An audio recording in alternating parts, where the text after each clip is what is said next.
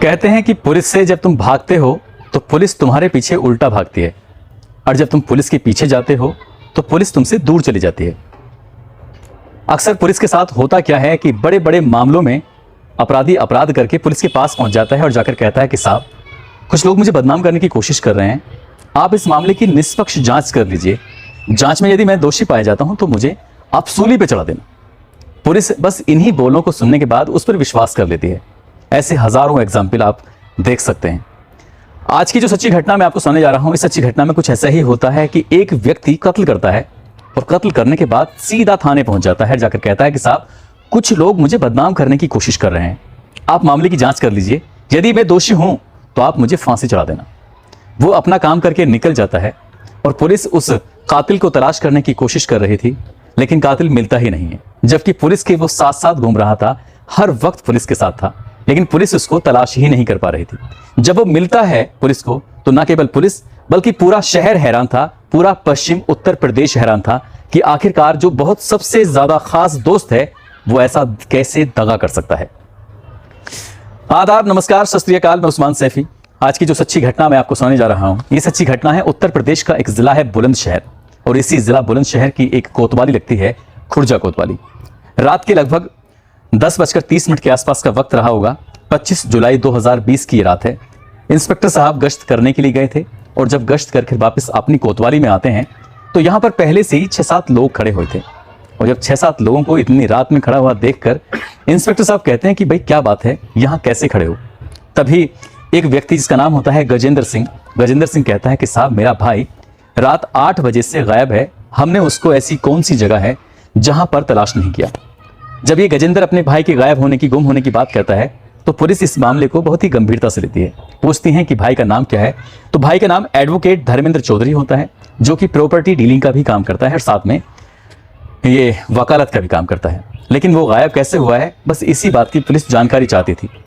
उसी 7-8 लोगों में से एक और व्यक्ति होता है जिसका नाम होता है, प्यार से उसे विक्की कुमार उर्फ विक्की लाला कहते हैं। विक्की लाला से जब पूछताछ करते हैं वो कहते हैं कि साहब, वो मेरे पास खाना खाने के लिए आए थे, मैंने खाने का इंतजाम किया, गरम गरम रोटी थी, बस हम रोटियां और खाना लगाने ही वाले थे कि वो चौधरी साहब कहते हैं कि मेरा बहुत ज़रूरी काम है, एक फ़ोन आया, बस यूं गया और यूं आया, बस इतना कह के चले गए। खाना ठंडा हो गया, बेकार हो गया, लेकिन वो लौट के नहीं आए। मैंने उनके फ़ोन पे फ़ोन कर रहा हूँ तो बातचीत नहीं हो पा रही है। कुछ देर के बाद उनका नंबर भी स्विच ऑफ हो जाता है। व्हाट्सएप पर कॉल करने की कोशिश की, लेकिन व्हाट्सएप पर भी वो कोई रेस्पॉन्स नहीं दे रहे हैं। जब पुलिस ये बात सुनती है तो पुलिस को लगता है कि हाँ, कुछ ना कुछ ऐसी बात ज़रूर हुई है।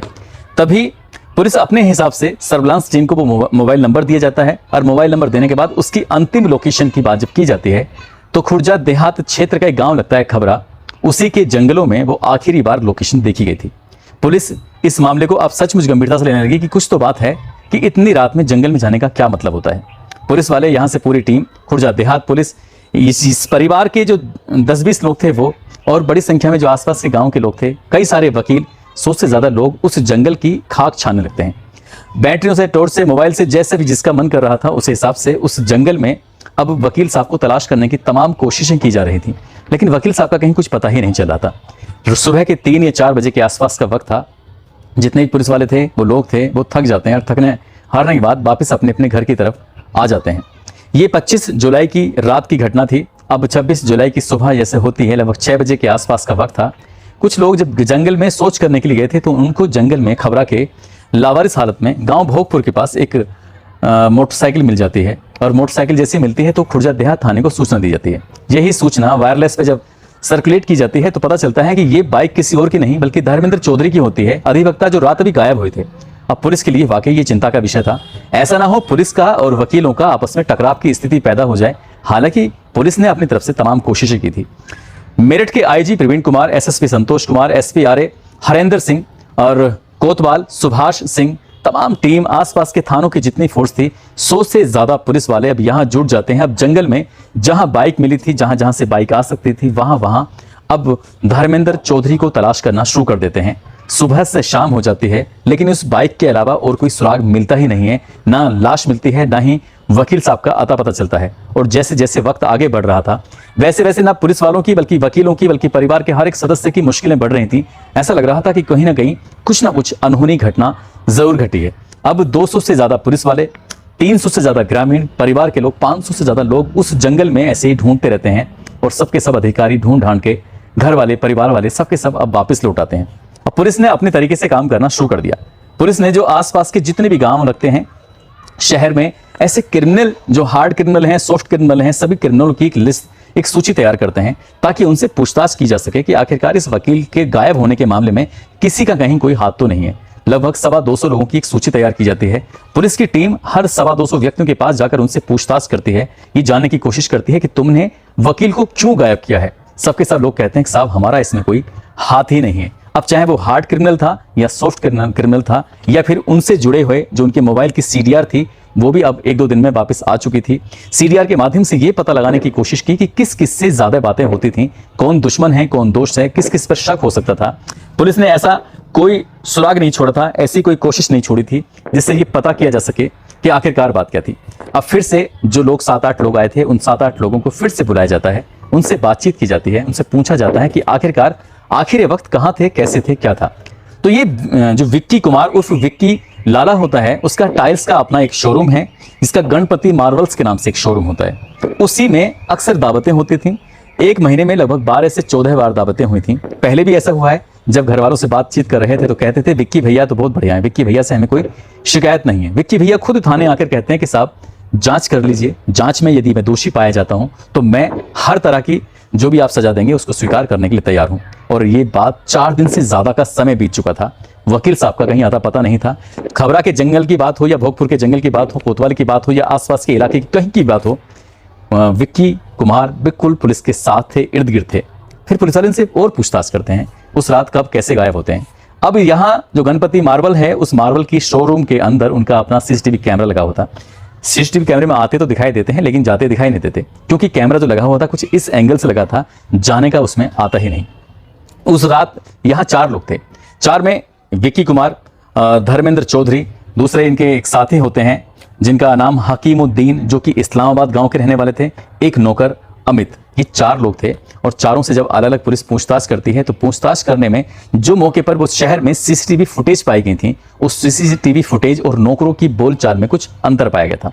इसी बीच में पुलिस वालों ने कहा विक्की कुमार से कि हम आपका लाई डिटेक्ट कराएंगे, अगर आप लाई डिटेक्ट कराने के लिए तैयार हैं तो आप प्रार्थना पत्र पर सिग्नेचर कर दीजिए। उसने कहा मेरा दोस्त है और मैं अपने दोस्त के लिए लाइव डिटेक्ट कराने को भी तैयार हूँ। लाइव डिटेक्ट कराने के लिए पुलिस टीम इनको लेके जाती है उसी लैब के पास जहां इनका लाइव डिटेक्ट होना था। और उन्हीं नौकरों से जब पूछताछ कर रहे थे, जो सीसीटीवी कैमरे थे पूरे शहर खुर्जा के अंदर लगभग 200 से ज्यादा सीसीटीवी कैमरे थे, हर एक कैमरे को खंगाला गया।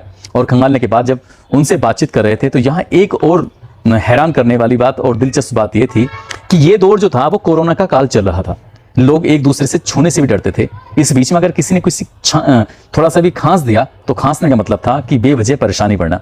पुलिस वाले जब इनसे पूछताछ करते थे तो ये अक्सर खांस दिया करते थे। और पुलिस वाले जब जितना दौड़ रहे थे उस दौड़ने से स्वाट टीम और दूसरी जो टीमें होती हैं, चाहे वो एसपी क्राइम की हो या फिर कोतवाली पुलिस की टीम हो, 12 लोगों को कोरोना हो गया था। अब वो जांच करें या फिर इस परेशानी से बचें समझ नहीं पा रहे थे, तभी पूछताछ करते हैं। उधर जब लाइव डिटेक्ट के लिए उसको रखा जाता है उस मशीन के पास जहां पर ये लाइव डिटेक्ट होना था, तभी वो कहने लगता है कि मेरे दिल में घबराहट सी हो रही है, मुझे परेशानी सी हो रही है और आप मुझे कहीं दिखवा दीजिए। तो पुलिस को कहीं ना कहीं शक होता है कि ये जो व्यक्ति कह रहा था कि मैं हर जांच के लिए तैयार हूं, ये अचानक से कैसे बदल गया। पुलिस वाले उसको वापस कोतवाली लेके आते हैं क्योंकि उसकी मर्जी के बिना ये लाइव डिटेक्ट टेस्ट नहीं कर सकते थे।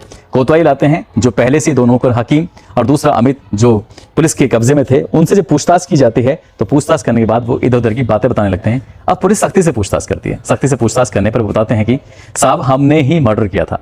मर्डर किया जरूर है लेकिन इस गोदाम से गए लाश अंदर है नहीं और ये गया नहीं है, या गए हैं तो फिर क्या हुआ है। जब बात बताता है तो वाकई चौंकाने वाली बात होती है। दरअसल 25 जुलाई की रात लगभग 8:06 पर वो अंदर आता है। अंदर आने के बाद जब खाना लग रहा था तब खाना लगते ही तुरंत ही वो जैसे कुर्सी बैठता है, पीछे से विक्की लाला उसको पकड़ लेता है और दोनों नौकर पहले से ही ताल में थे और दोनों नौकरों ने गले में रस्सी डालते हैं।